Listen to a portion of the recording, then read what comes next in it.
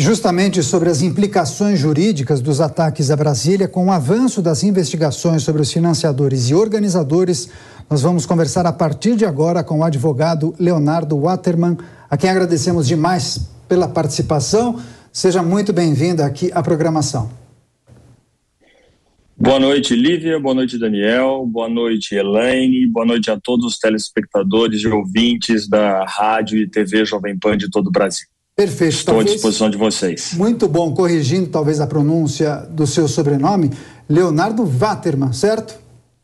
Exato, Leonardo Waterman. Perfeito, muito bom. Doutor, para começar, como o senhor tem visto a atuação das autoridades para rapidamente prender os autores e participantes dos atos de domingo, fichá-los, tomada de depoimentos? Quais são os próximos passos? Conclusão do inquérito, oferecimento da denúncia?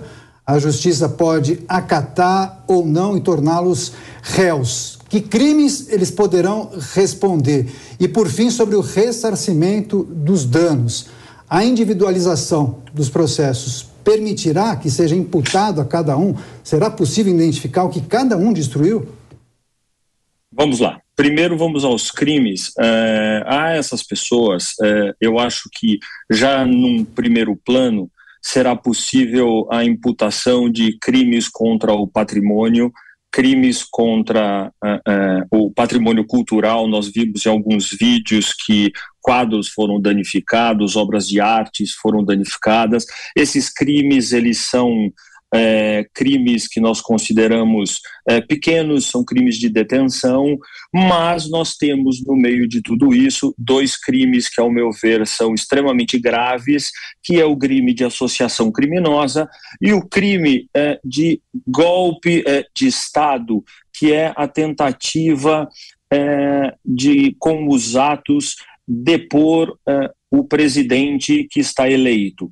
Também podemos observar que nas manifestações há a possibilidade de abolição violenta do Estado democrático. O que é isso? Impedir que as instituições democráticas atuem de forma efetiva, com as depredações, o Senado, a Câmara, houve uma tentativa de impedir o exercício dessas instituições. Então, essas pessoas, elas podem, todos esses crimes somados, de acordo com a capitulação correta, essas pessoas, elas podem ter aí penas elevadas se condenadas ao final de um processo, já com o trânsito em julgado lá para frente. Com relação ao questionamento da efetividade da atuação das autoridades, eu acho que a gente precisa ter um pouco de cautela. Foi tudo muito rápido, foi tudo muito assustador, os atos, eles foram terríveis. Eu acho que a gente tem sim que rechaçar esse tipo de atitude, esse ataque à democracia não pode ser permitido, mas aí, como advogado criminalista, eu tento me colocar sempre como uma espécie de escudo entre o Estado e o cidadão. Eu acho que precisa separar o joio do trigo. Às vezes, a velocidade nas apurações acabam cometendo algumas injustiças.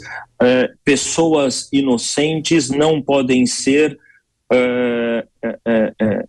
punidas e culpados, eles devem ser punidos de acordo com a lei. Não pode haver exagero nessas punições.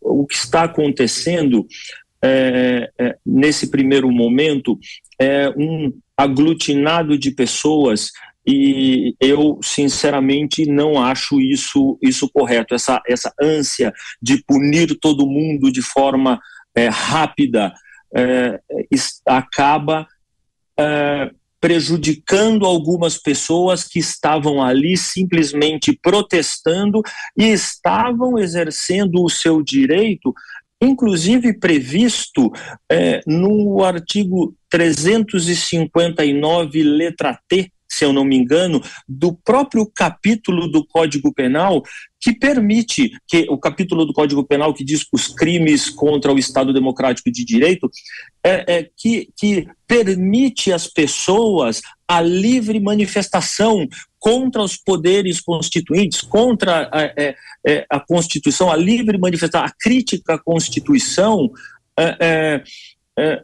como é que eu posso te dizer?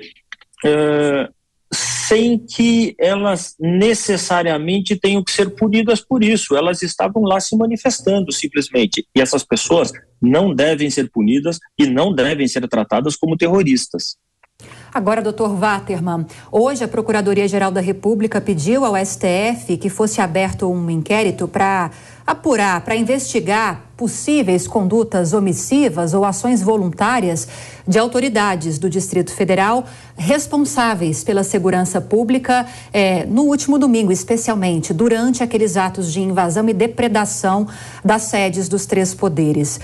E nesse contexto, nós tivemos a determinação hoje de Alexandre de Moraes de mandar prender uma prisão que foi efetivada do ex-comandante da Polícia Militar do DF, o coronel Fábio Augusto, e teve também a expedição de um mandado de prisão contra o ex-secretário de Segurança Pública do Distrito Federal e ex-ministro Anderson Torres, que diz que deve voltar brevemente ao Brasil e se apresentar à Justiça para se defender. Diante dessas investigações que muito possivelmente devem ser, sim, iniciadas na Suprema Corte, essas medidas do ministro em relação a essas duas figuras públicas são medidas necessárias? Eu não vejo como necessárias. Vamos lá.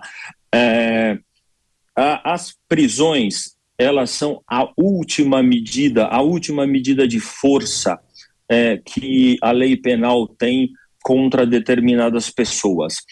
Então, essas pessoas, elas estão colocando neste momento em risco a ordem pública, elas estão colocando em risco a economia, elas estão colocando em risco os cidadãos, elas se omitiram realmente, existem provas dessa omissão, não existem sequer indícios de que houve omissão. O que aconteceu ali foi que, ao meu ver, pelo que eu estou fora do Brasil, tá? Estou acompanhando as notícias pela televisão, o que me pareceu foi que as manifestações até hoje, então, pacíficas, tá? 100% pacíficas, de uma hora para outra, a manifestação se tornou agressiva, tanto que ela surpreendeu o próprio efetivo que estava ali. Existem imagens da manifestação partindo para cima do efetivo policial que estava ali,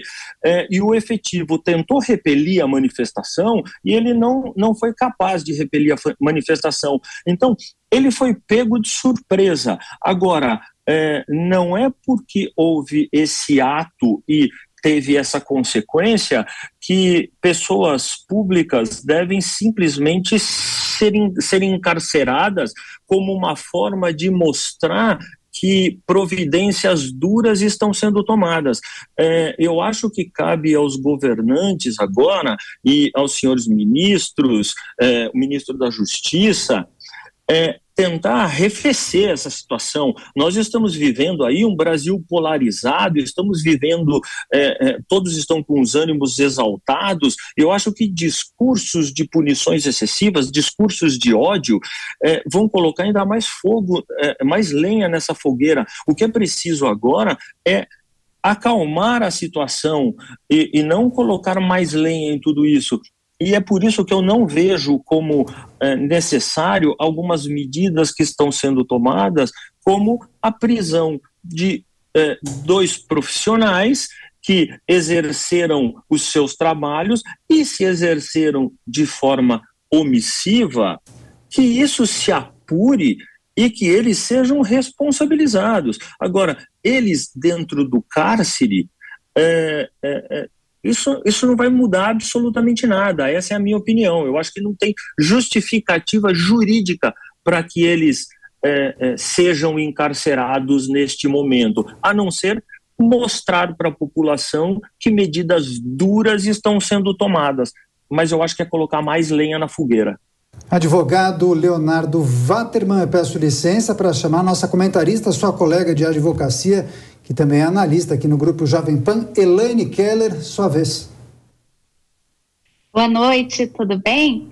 Estava ouvindo sua fala e quando o senhor coloca que não vê motivos aparentes para a prisão, para o pedido de prisão de Anderson Torres e Fábio Augusto, eu lhe pergunto se não haveria, não teria tido a ocorrência de um crime de improbidade administrativa por parte deles, principalmente do secretário.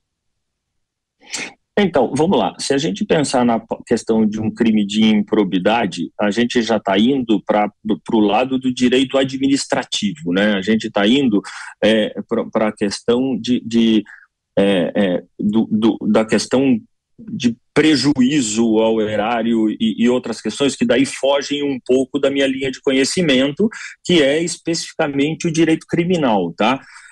O que eu posso lhe dizer em relação ao direito criminal, em relação à prisão, é que eu não, realmente ressalto mais uma vez, eu não vejo motivo para pegar duas pessoas até então sem máculas, duas pessoas que estavam ali trabalhando e por um ato de comandados que foram nitidamente pegos de surpresa por uma situação, simplesmente pegar essas pessoas e colocar essas pessoas no cárcere. Nós temos um cárcere deletério e todo mundo sabe, nós temos um cárcere terrível no Brasil. Então, isso deve ser a última medida, que sejam afastados, que sejam impedidos de exercer a profissão até que tudo se apure, mas não simplesmente pedir a prisão dessas pessoas.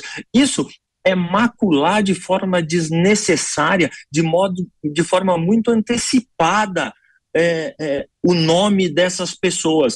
E se essas pessoas forem ali na frente consideradas inocentes, elas ficaram presas agora e nada vai restaurar esses dias de cárcere que elas tiveram. Vocês compreendem a minha posição?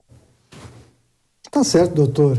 Importante reflexão. A gente quer agradecer demais a sua participação, as implicações e as consequências jurídicas e criminais em destaque nessa entrevista especial no jornal Jovem Pan. Advogado Leonardo Waterman, muito obrigado mais uma vez pela gentileza em nos atender e responder os nossos questionamentos. Doutor, grande abraço, até a próxima.